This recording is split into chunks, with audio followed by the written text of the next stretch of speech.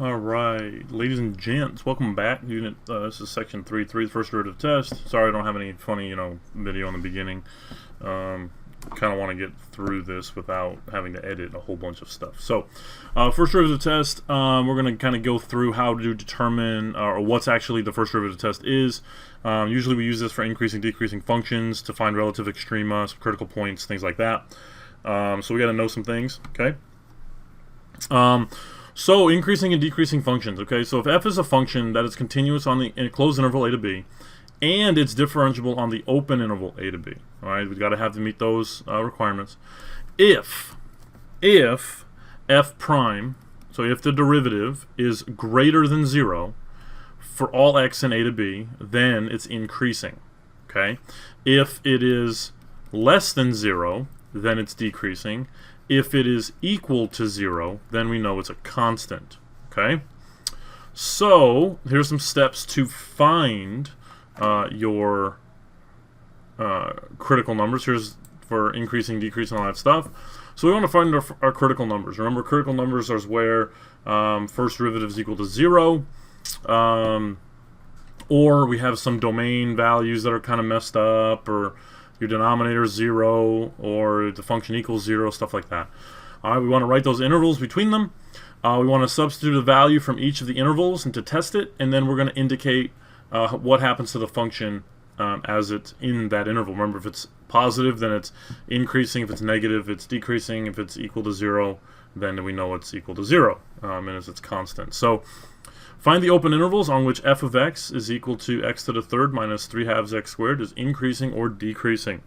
So first I got to find the derivative. So we should be able to find that really quick. Remember, it's using power rule. So that's 3x squared minus 3x, right? This 2 comes out, cancels with that 2, and so on. I want to set that equal to 0, okay? How do I do that? Well, I need to factor, so I get 3x times x minus 1 equals 0. So x is equal to 0 and 1. So, fantastic. That means that I have a couple different intervals here. And so, remember from last year we did sign charts. It's your call how you want to do a sign chart, but what I like to do is I like to say, okay, here are my intervals. So we have negative infinity to 0, right? We have 0 to 1. We have then 1 to infinity. And then over here, we can put f of x, right? We can put f prime of x, and we're going to kind of plug in a test value. And so up here, I'll say a test value. So we're going to test, we'll say test will negative 1. Here I'm going to test 0.5, and here we'll test number 2. F of x is not that big of a deal right now. That's for when we actually have to graph mins and maxes and to find the actual values of those things. So I'm not worried about those right now. But f prime, if I plug negative 1 into the derivative, so let's find out what f prime of 1 is. Of negative 1. So this is going to be positive 3, and this is going to be positive 3. So that means that it's equal to 6. So this is now positive on that interval from negative infinity to 0. What about from 0 to 1? Let's plug in 0.5. So the derivative at 0.5 is going to be equal to, I'm guessing something negative, right? This is going to be 0.25 times 3. So it's 0.75 minus 1.5. So that's negative, okay? It's negative. And then on the right hand side, if I plug in number 2, I get 4 times 3 is 12. 12 minus 6 is positive as well. So it's going to be increasing on the open intervals from negative infinity to 0, union, right, that's the and from 1 to infinity, and then it's going to be decreasing on the open interval 0 to 1. Okay, that's awesome. Let's go on to the next one. If I can find my mouse. Where's my mouse at? Oh, there's my mouse. My mouse. Alright, first derivative test. Okay, so if we let c be some value of a function, some critical number that is continuous on an open interval I containing c. If f is differentiable on that interval, except could potentially be at c, then f of c can be classified as, so if f prime changes from negative to positive at c. So the derivative changes from negative to positive. So if here's c, it goes down and then back up again. Then this is a relative minimum.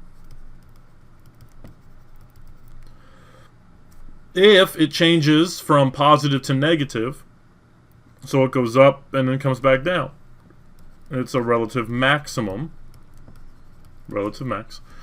If it's positive on both sides or negative on both sides, then it's not a relative min or max. Now that's where we get into like oh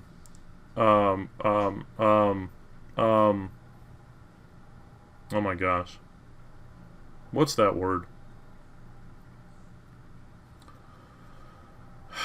Where concavity changes. Point of inflection. Oh my gosh. Okay, so that's where we get into points of inflection, right? Because concavity changes, but the slopes on both sides will still be positive. So just like, I'm just going to give you for instance here, just like in a third root or a third power, so it goes up and it kind of goes like this and then like this. So right here is where concavity changes because it's concave down and now it's concave up. But that point of inflection, the slopes on both sides are still positive. So it's not a first derivative test critical value, it's a second derivative test critical value. Okay, so what do we know? We know that since our derivative is going to be negative, negative, negative, negative, negative, and really it's a bigger negative here, right? And the negatives keep on getting smaller as they get closer and closer and closer to this value. And then it's going to be small plus, bigger, bigger, bigger, bigger, bigger, bigger, and then I'm just going to keep getting bigger as I keep growing that function. So here is our minimum, right? As a relative min, we'll say. Could be absolute depending upon what the interval is.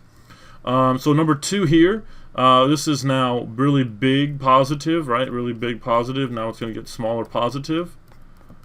Really small, really small, really small.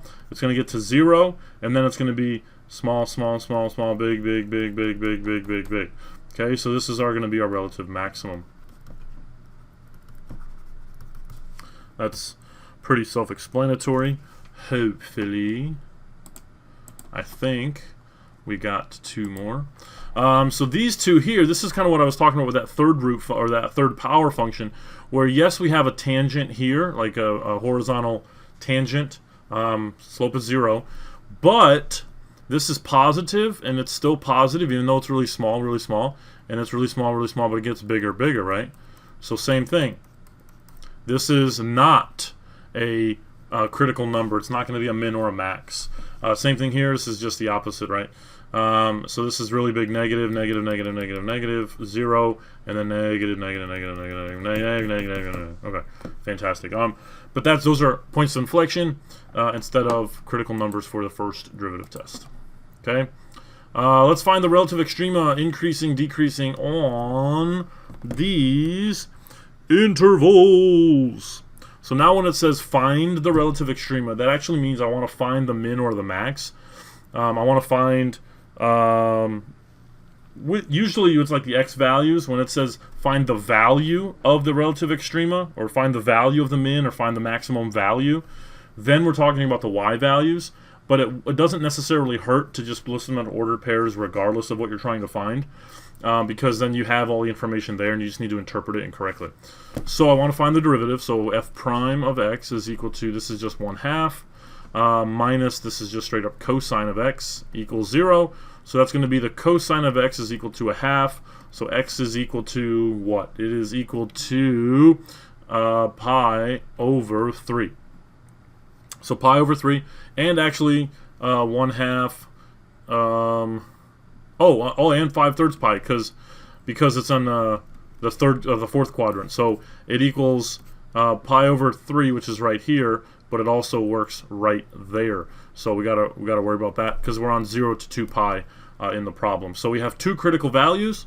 I'm gonna go from 0 to pi over 3 first. That's our one of the intervals. I'm going to go from pi over 3 to 5/3 pi, and then I'm going to go from 5/3 pi to 2 pi. Okay, and so this is where I'm going to have my test. Test f prime and f original. I'm going to test, let's see, pi over 4 because that's cool. Let's see, pi. I'm going to test in pi over 2 because actually, let's just do pi. Let's just do pi because that makes a lot more sense. And then over here, I'm going to do 7/4 pi. Okay, because that's pretty easy right there. So let's find the first derivative. If I find the first derivative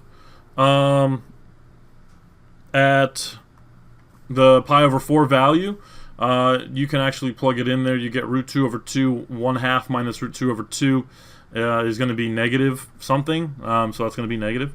I'll realize that pi over 3, at pi actually, cosine of pi is -1. And so -1, negative, so that's positive, right? Negative makes positive.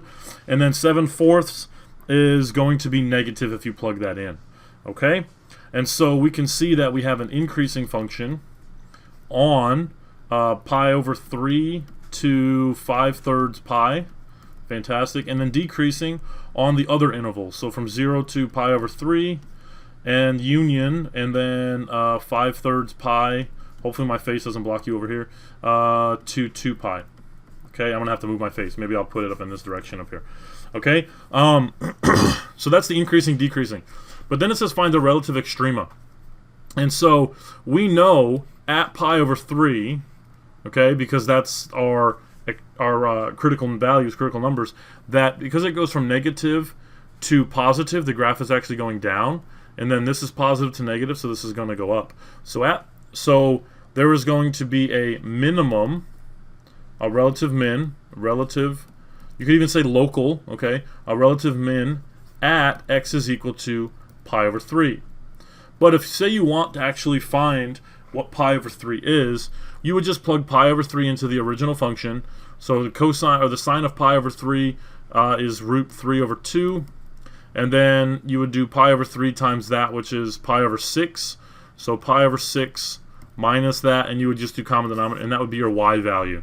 Okay, you can do that. And then the relative max is at x equals what? X equals 5/3 pi. Okay, so I think that's it for that problem. Let's go into the other one. Yeah, I don't know. Let's go into the other one. I don't know. It makes more sense, right? Let's do that. So find relative extrema for this one. So there's two different ways you can do this one. The first way is you could do quotient rule. I don't advise you to, but you can. The second way is you can actually make two fractions. This is going to be easier.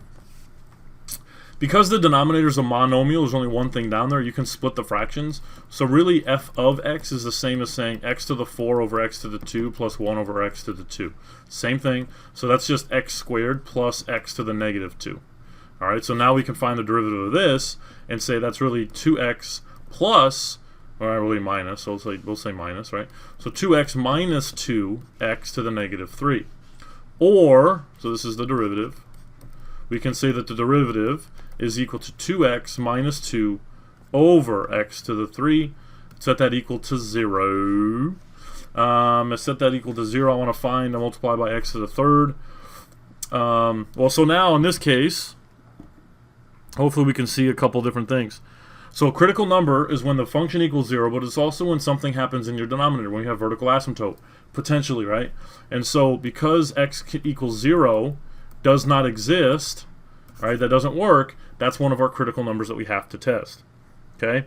So now let's try to actually solve this. So I get 2x to the 4 minus 2 equals 0. Divide everything by 2x to the 4 minus 1 equals 0. So I get x squared minus 1, x squared plus 1 equals 0. So x squared equal, I'm just kidding. I guess plus or minus 1 would probably be what I need. What else? Yeah, we'll just say that. Because we're going to get a negative here underneath the square root, but that's not a good number, right? So this right here, we're going to be, sorry. It'll be x minus 1, x plus 1. Okay, so therefore x is equal to plus or minus 1. This doesn't really matter because that's just going to be complex values and we don't need that. So x is equal to plus or minus 1. So we have intervals. We have 3 critical numbers, plus or minus 1 and 0. So I go from negative infinity to negative 1. We go from negative 1 to 0. We go from 0 to 1. And then we go from 1 to infinity. Let's find the test value. So we'll say negative 2, negative 0.5, positive 0.5, and positive 2. And those are our tests. We'll say f prime.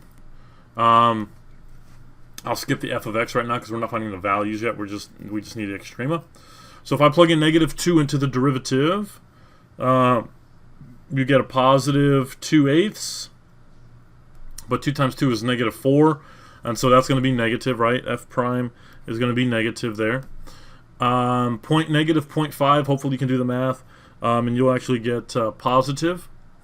We know at 0 does not work, but then the next interval is going to be negative. So at this positive 0.5 is going to be negative. And then at positive 2 it's going to be positive. So it's going to be increasing on the intervals from negative 1 to 0 and 1 to infinity. And then it's going to be decreasing on the intervals negative infinity to negative 1 union, and then 0 to 1. Okay, where our critical values are relative min or max. Let's see. So at negative 1, it goes from negative to positive. So like this. Okay, so we know that we have a minimum, relative minimum, at x equals negative 1. We also have a minimum here when x is equal to positive 1. But our relative max, we don't have one. And you're going to be like, well, why not? Because at 0, it looks like I have one. It goes from positive to negative. Yes, that's true. But because at 0, the graph doesn't exist. Okay, at 0, the graph doesn't exist. It's a vertical asymptote.